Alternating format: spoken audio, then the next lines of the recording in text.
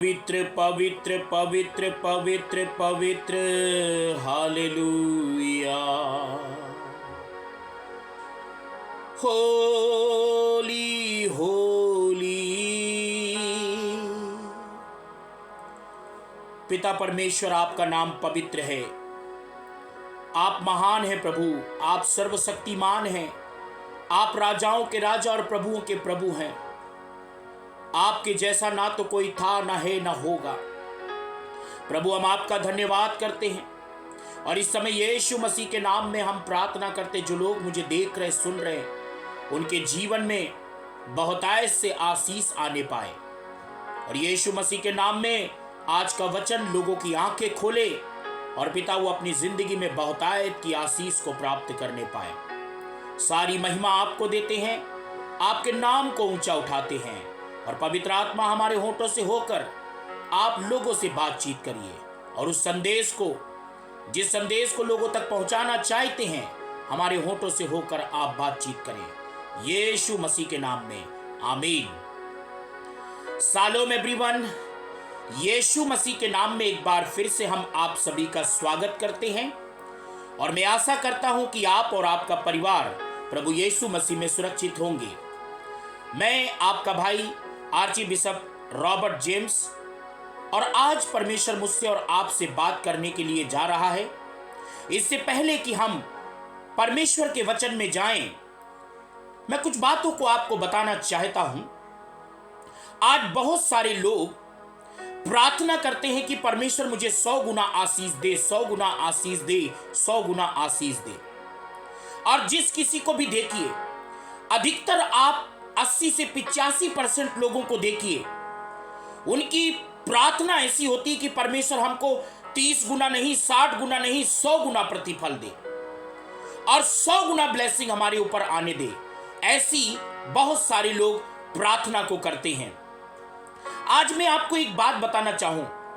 आज हर एक व्यक्ति आशीष तो चाहता है, लेकिन आशीष कैसे मिलेगी, बरकतें कैसे आएंगी, उस काम को कोई करना नहीं चाहता, सीखना नहीं चाहता, सुनना नहीं चाहता। मैं परमेश्वर का धन्यवाद करता हूं और परमेश्वर की महिमा करता हूं, परमेश्वर की स्तुति करता हूं कि इस भेद को जो परमेश्वर ने मेरे ऊपर प्रकट किया कि 100 गुना आशीष को हम कैसे प्राप्त कर सकते हैं। और यदि आप भी चाहते हैं कि परमेश्वर आपको 100 गुना आशीष दे, तो मेरे प्रियो, आपको परमेश्वर के वचन को सुनकर चुपचाप बैठना नहीं है। जैसा सुनते हैं, आप जब वैसा करेंगे, तब प्रभु आपको 100 गुना आशीषें देंगे। आज मैं बहुत सारे लोगों को देखता हूं। ऐसे यूपी में बिलासपुर में कुछ हमारी बहनें हैं और बड़ी प्रिय बहन है, और जब कभी उसको बात करो तो हमेशा एक ही बात करती है, भाई हमारे पास तो पैसा नहीं, हम तो पैसा दे नहीं सकते, हमारे पास तो एक भी पैसा नहीं है। पैसा है, लेकिन उनसे बड़ा कोई कंजूस भी नहीं है। धरती के ऊपर उनसे बड़ा आपको कोई कंजूस नहीं मिलेगा। पैसा बहुत है, लेकिन देना नहीं चाहते। अच्छा, बुराई करने के लिए वो बड़ी तेज है, बुराइयां सुनने के लिए, चुगलियां करने के लिए। और मैं आपको एक बात बताता हूं, जो भी बहन और जो भी भाई परमेश्वर के अभिषिक्त सेवकों के विरोध में बुराई करते हैं, तो मैं आपको एक बात बताना चाहूं, ऐसे लोगों को परमेश्वर कभी आशीष नहीं देता, कभी आशीष नहीं देता। परमेश्वर कभी आशीषित नहीं करता। मैं आपको एक बात बताना चाहता हूं, यदि आप 100 गुना आशीष चाहते हैं, तो आपको कुछ करना पड़ेगा। इन्हीं सब बातों के विषय में परमेश्वर मुझसे और आपसे बात करने के लिए जा रहा है कि हम 100 गुना आशीष कैसे प्राप्त कर सकते हैं। मरकुस उसकी 10 अध्याय और उसकी 29 और 30 में ऐसा लिखा है, यीशु ने कहा, मैं तुमसे सच कहता हूं, ऐसा कोई नहीं जिसने मेरे और सुसमाचार के लिए घर या भाइयों बहनों या माता पिता या बाल बच्चों या खेतों को छोड़ दिया हो और अब इस समय 100 गुना पाए, घरों और भाइयों और बहनों और माताओं और बाल बच्चों और खेती को पर सताओं के साथ परलोक में अनंत जीवन। देखिए, 100 गुना आशीष प्राप्त करने के लिए, पाने के लिए कुछ कीमत चुकानी पड़ेगी, और बिना कीमत चुकाए हम 100 गुना आशीष को प्राप्त नहीं कर सकते। यदि आप ऐसा सोचें कि आपकी प्रार्थना करने से प्रभु आपको 100 गुना आशीष दे देगा, आराधना करने से 100 गुना आशीष दे देगा, आपको रट्टा मारने से 100 गुना आशीष मिल जाएगी, ऐसा नहीं है। अगर आप चाहते हैं कि परमेश्वर आपकी लाइफ में 100 गुना आशीष दे, आपको कुछ करना पड़ेगा। क्या करना पड़ेगा? ध्यान से सुनिए। 100 गुना आशीष कैसे पा सकते हैं और 100 गुना आशीष हम पर कैसे आएगी? प्रभु तो हमें 100 गुना आशीष देना चाहता है, और जैसा अभी हमने मरकुस में पढ़ा है, इसी पृथ्वी पर प्रभु हमें 100 गुना आशीष देते हैं। लेकिन उस आशीष को पाने का कुछ तरीका है, और बाइबल के अंदर मैं आपको ऐसे व्यक्ति के पास लेके जाऊंगा जिसने 100 गुना आशीष पाई। आइए हम उत्पत्ति 26 अध्याय उसकी पहली आयत से पढ़ेंगे, और वहां पर क्या लिखा है। उस देश में अकाल पड़ा, यह उस पहले अकाल से अलग था जो अब्राहम के दिनों में पड़ा था। इसलिए इसहाक गरार को पलिस्तियों के राजा अबीमेलेक के पास गया। वहां यहोवा ने उसको दर्शन देकर कहा, मिस्र में मत जा, जो देश मैं तुझे बताऊं उसी में रहे। तू उस देश में रहे और मैं तेरे संग रहूंगा और तुझे आशीष दूंगा, और ये सब देश मैं तुझको और तेरे वंश को दूंगा, और जो शपथ मैंने तेरे पिता अब्राहम से खाई थी उसको मैं पूरी करूंगा। यहां हम इसहाक के जीवन से कुछ बातों को सीख सकते हैं मेरे प्रियो, कि परमेश्वर ने इसहाक को कहा, और इसहाक के समय पर ऐसा अकाल पड़ा था जो अकाल अब्राहम के समय पड़ा था, उससे ये अकाल अलग था। तो परमेश्वर ने अकाल के समय पर इसहाक से कहा, पहली बात तो मिस्र को लौट कर नहीं जाना, मतलब मिस्र संसार को भी दर्शाता है, पीछे पलट के नहीं जाना। आज न जाने कितने लोग हैं कुछ समय प्रभु के पीछे चलते हैं, जब उनको सब कुछ अच्छा होता है प्रभु के पीछे चलते हैं, लेकिन अगर थोड़ा सा उनकी लाइफ में सताव आ जाए या थोड़ा सा उनकी लाइफ में कोई कष्ट आ जाए तो वो क्या करते हैं? यीशु मसीह को छोड़कर पीछे चले जाते हैं। इसहाक से परमेश्वर ने कहा, तुम पीछे नहीं जाना और इसी जगह पर रहना, स्थिरता में रहना। आज लोग स्थिरता में नहीं रहते। जिस अगुवे से बपतिस्मा लेते हैं और जो उनको प्रभु में लेके आता है, उसको वो छोड़ के इधर उधर भागते घूमते रहते हैं, और चुगलियां करने में इतने माहिर रहते हैं, बुराई करने में इतनी माहिर रहते हैं। मैं तो आपको एक बात बताऊं, परमेश्वर ने हमको बुराई करने के लिए नहीं चुना है। और बाइबल में पतरस के अंदर लिखा है कि जो अपने मुंह की चौकसी करता है वो अच्छे दिन देखने पाता है, और जो गाल बजाता रहता है और चुगलियां करता रहता है, आज तो न जाने कितने लोग हैं उनके मुंह पे यीशु मसीह के नाम से ज्यादा रॉबर्ट जेम्स का नाम होता है। आज अधिकतर सबसे ज्यादा Robert Robert Robert Robert Robert. धन्य है प्रभु कि कम से कम मेरा गुणगान तो वो गा रहे हैं, इसी बहाने उनके मुंह से मेरा नाम की चर्चा तो हो रही है, मेरा प्रचार तो हो रहा है। मेरे प्रियो, मुझे और आपको अपने मुंह की चौकसी करनी है अगर अच्छे दिन देखना चाहते हैं। तो इसहाक से परमेश्वर ने कहा, मैं तुझे आशीष दूंगा। यहां तक तो समझ में आता है, लेकिन आशीष पाने के लिए इसहाक ने क्या किया, कैसे उसकी जिंदगी में 100 गुना आशीष आई। जब हम 12 आयत को पढ़ते हैं, वहां पर प्रभु हमें क्या बताते हैं, जरा ध्यान से सुनिएगा। फिर इसहाक ने उस देश में जोता बोया और उसी वर्ष 100 गुना फल पाया, और यहोवा ने उसको आशीष दी। बीजा और फिर काटा, बोया, जोता और बोया, फिर काटा, तब उसको मिली कितनी? 100 गुना आशीष। आज हमको बोना नहीं आता, हमको देना नहीं आता। मैं आपको एक बात बताऊं, आज मैं बिल्कुल स्ट्रिक्ट आपको बात बताता हूं, अगर आप देना नहीं जानते तो भूल जाइए कि परमेश्वर आपको पलट के देगा। If you are not a giver, you will never become a receiver. अगर आप देने वाले नहीं हैं तो आप कभी भी परमेश्वर से प्राप्त नहीं कर सकते, चाहे आप जितना कोशिश कर लीजिए। अब इसहाक के बारे में लिखा है, उसने जोता बोया। अब जोता बोया कहां जाता है? खेत में। अब आज के समय पर खेत क्या है? खेत किसे कहते हैं? बाइबल के अंदर लिखा है पहला कुरिन्थियों उसके 3:9 में कि कलीसिया परमेश्वर की खेती है, और जो कोई खेती में बीज बोता है परमेश्वर उसको 100 गुना आशीष देता है। कहने का मतलब, जो व्यक्ति चर्च के काम के लिए, जो व्यक्ति सेवकाई के लिए, जो व्यक्ति सेवा में हाथ बढ़ाता है, जो व्यक्ति सेवकाई को बढ़ाने में गरीबों की और लाचारों की, विधवाओं की, अनाथों की, और जो व्यक्ति अपने पैसे को खर्च करके उनकी मदद करता है, परमेश्वर का वचन कहता है उसकी जिंदगी में 100 गुना आशीषें आती हैं। कलीसिया परमेश्वर की खेती है, और खेती में हमको बीज बोना चाहिए। बाइबल में नीति वचन 12:11 में लिखा है, जो अपनी खेती को जोतता है वो पेट भर खाता है।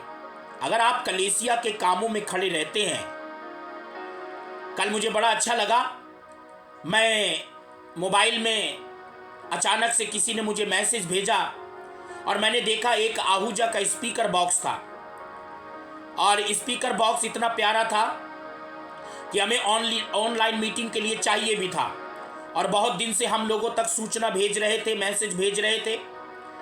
तो मैंने सोचा चलो, था तो वो महंगा 4,000 के आसपास। मैं और मेरी पत्नी पूछ कर आए थे, लेकिन अचानक किसी ने मुझे मैसेज भेजा तो मैंने देखा कि 26 जनवरी के अवसर में उसका रेट बहुत कम है। तो मैंने सबको मैसेज भेज दिया, और यकीन मानिए किसी भाई का, किसी बहन का पलट के मुझे फोन नहीं आया। लेकिन एक ऐसा भाई है, और सच में वो ब्लेस हो रहा है, और सच में परमेश्वर उसके दिल को जानता है, और आने वाले दिन में परमेश्वर उसको ऐसा बढ़ाएगा और वो ऐसी उन्नति करेगा कि उसकी उन्नति को लोग देखते रह जाएंगे। और उस भाई ने तुरंत मुझे फोन किया, पहले मैसेज भेजा, और बाद में फिर उसने फोन से बात हुई। और आपको मालूम है, उस भाई ने उस छोटे से स्पीकर बॉक्स को, आहूजा कंपनी का, बहुत अच्छा है, उसको हम कहीं भी कैरी करके, हम उसको लेके कहीं पर भी ऑनलाइन मीटिंग करने के लिए उसकी आवाज क्लियर है, और उस भाई ने बुक कर दिया। देखो, जो व्यक्ति बोने वाला होता है, जो खेती को बोता है, वो पेट भर खाता है। अब एक बात मैं आपको बताना चाहता हूं, हमको अदर मिनिस्ट्री को भी बोना सीखना चाहिए, हमको अदर मिनिस्ट्री की भी मदद करनी चाहिए। जो मिनिस्ट्रियां जरूरतमंद में हैं, और जो सेवकाइयां आज जरूरतमंद में हैं, जिनको जरूरत है, हो सकता है उनको दरी की जरूरत होगी, हो सकता है उनको म्यूजिक सिस्टम की जरूरत होगी, हो सकता है उनको पानी पिलाने के लिए वहां पर पानी की सुविधा नहीं होगी, कूलर नहीं होगा, पंखा नहीं होगा, हो सकता है बहुत चीजें हैं जो उस कलीसिया के अंदर नहीं होंगी। लेकिन क्या करते हैं, हमारे दिल के अंदर कभी भी जो है ऐसा होता नहीं है कि हम अपनी सु इच्छा से करने वाले बन जाएं। मेरे प्रियो, यदि तुम देना नहीं जानते तो याद रखना, आप रिसीव भी नहीं कर सकते। एक उदाहरण मैं आपको बताता हूं, मां के थन से, मां के आंचल से दूध कब तक निकलता है? जब तक बच्चा पीता है। जिस दिन बच्चा दूध पीना बंद कर देता है, उसके आंचल में, उसके शरीर में दूध बनना भी बंद हो जाता है। मैं आपको बताना चाहूंगा, यदि आप देते रहेंगे, देते रहेंगे, देते रहेंगे, देते रहेंगे, तो आप पाते रहेंगे, पाते रहेंगे, पाते रहेंगे। और जैसे ही आप देना बंद करेंगे, मैं आपको कहता हूं, दरवाजे भी बंद होना शुरू हो जाएंगे, काम भी बंद होना शुरू हो जाएंगे, और आपकी लाइफ में आशीषों की जगह पर और ब्लेसिंग की जगह पर आप कुछ और पाना शुरू कर देंगे। देने वाले बनो। The giver hand always success. जो देने वाले हाथ होते हैं वो हर समय, हर जगह, हर परिस्थिति में सफल हो जाते हैं। मेरे प्रियो, परमेश्वर का वचन आगे क्या कहता है? नीति वचन को जब हम पढ़ते हैं, नीति वचन और उसकी 11 अध्याय को जब हम पढ़ते हैं, तो प्रभु के वचन में एक बहुत अच्छी बात लिखी है। यहां लिखा है, कुछ ऐसे हैं जो छितरा देते हैं और तो भी उनकी बढ़ती होती है, लेकिन कुछ ऐसे भी हैं जितना देना है उतना भी पूरा नहीं देते, और वो हमेशा कमी घटी में रहते हैं। जितना उनको देना चाहिए जितना हक बनता है देना वो भी खा जाते हैं, वो भी डकार जाते हैं और देते ही नहीं हैं। और जब देते नहीं हैं तो भला बताइए आप पा कहां से सकते हैं? कैसे प्रभु आपको देगा? कैसे आप प्राप्त करेंगे? जब आपको देना ही नहीं आता तो आपको परमेश्वर देगा कहां? और कुछ ऐसे भी होते हैं बेपरवाह, बिना टेंशन के, बिना किसी सोचे समझे वो छितराने वाले होते हैं और वो हष्ट पुष्ट होते चले जाते हैं। एक बात बताना चाहता हूं, इसी नीति वचन 11 के 25 में लिखा है, वहां पर परमेश्वर का वचन कहता है, उदार प्राणी हष्ट पुष्ट हो जाता है और जो दूसरों की खेती सींचता है परमेश्वर उसको भी सींचना शुरू करता है। अदर मिनिस्ट्री को भी आप हेल्प करना शुरू करिए। जो मिनिस्ट्री जरूरतमंद में है और जो मिनिस्ट्रियां जरूरत में पड़ी हैं, उन मिनिस्ट्रियों के लिए भी आप अपना हाथ खोलिए, अपने हाथ ढीला करिए और उनको दीजिए जिस चीज की जरूरत है। और मैं आपको गारंटी के साथ कहता हूं, परमेश्वर आपको सींचना शुरू कर देगा, परमेश्वर आपको बढ़ाना शुरू कर देगा, परमेश्वर आपको ब्लेस करना शुरू कर देगा, परमेश्वर आपकी जरूरतों को पूरा करना शुरू कर देगा। लेकिन आज बहुत सारे लोग दुनिया के अंदर कंजूस पाए जाते हैं। नीति वचन 3 के 9 में लिखा है, अपनी संपत्ति को यहोवा को दे देकर, एक बार नहीं, कंटिन्यू देते रहो, देते रहो, देते रहो, देते रहो, देते रहो, देते रहो, देते रहो। और देना परमेश्वर की महिमा करना है, आराधना करना है। मेरे प्रियो, बाइबल के अंदर लिखा है, जब हम सेवकाई के लिए अपने हाथ को बढ़ाते हैं तो प्रभु वहां पर क्या कहते हैं? परमेश्वर का कुछ वायदा है और जिन वायदों को मैं आज आपके सामने बताना चाहता हूं। लिखा है 2 कुरिन्थियों उसकी 9 अध्याय 10, 11, 12, 13 में, अतः जो बोने वाले को बीज और भोजन के लिए रोटी देता है वह तुम्हें बीज देगा और उसे फलवंत करेगा और तुम्हारे फल और धर्म के फलों को बढ़ाएगा।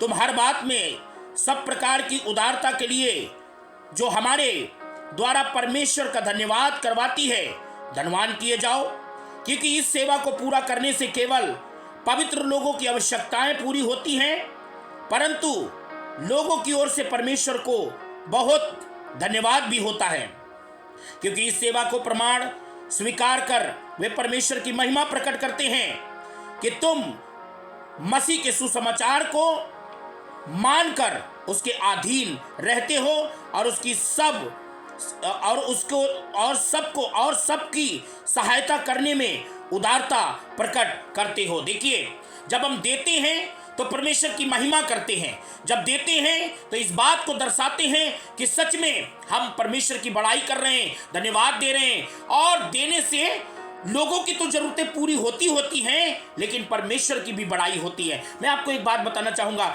सबोपदेशक की पुस्तक को जब मैं पढ़ रहा था तो एक दिन प्रभु ने मुझसे कहा कि देख, जो हाथ है, हाथ को कभी भी कठोर नहीं करना, मुट्ठी को कठोर नहीं करना चाहिए। मैंने प्रभु से पूछा क्यों? तो सबोपदेशक उसकी 10 की 6 में लिखा है, भोर को अपना बीज बो, सांझ को भी अपना हाथ ना रोक, क्योंकि तू नहीं जानता कि कौन सफल होगा, यह है या वह है या दोनों के दोनों अच्छे निकलेंगे। हमारा हाथ बोने से रोकना नहीं चाहिए। सुनिए, एक बहुत अच्छी बात है, गिवर कैन ऑलवेज प्रॉस्पर। जो देने वाला होता है वो हमेशा उन्नति करता है, देने वाले हाथ बढ़ते चले जाते हैं। और जो देने में कंजूसी करता है और जो निरंतर नहीं देता, लगातार नहीं देता, और ऐसे भी लोग कुछ हैं, मैंने ऐसे लोगों को भी देखा है कि वो सुन लेते हैं, ये नीड्स है, ये जरूरत है, अच्छा ऐसा करना चाहिए, अभी उनको कोई जरूरत पड़ जाए तो वो पैसा झटा झट फटाफट खटाखट टकाटक कहां से निकल आता है पता नहीं चलता। लेकिन अगर प्रभु के काम के लिए किसी भी बात की कोई जरूरत पड़ जाए, क्या करें, हम खुद परेशान हैं, देना नहीं चाहते, बहाना। क्या करें, हम परेशान बहुत हैं, इसीलिए तो ना घर बदल रहा है, ना पति बदल रहा है, ना बच्चे बदल रहे हैं, ना जीवन बदल रहा है, ना उन्नति हो रही है। मैं आपको कहता हूं, अपने हाथों को देना बंद ना करें, अपने हाथों को देने वाला हाथ बनाएं। हमेशा अपने हाथों से दूसरों की मदद करें, जरूरतमंद की मदद करें, जरूरतमंद की सहायता करें। तब देखना परमेश्वर आपके लिए स्वर्गीय झरोखे खोलकर आशीष की अपरंपार वर्षा करना शुरू कर देंगे। God bless you. जय मसीह की।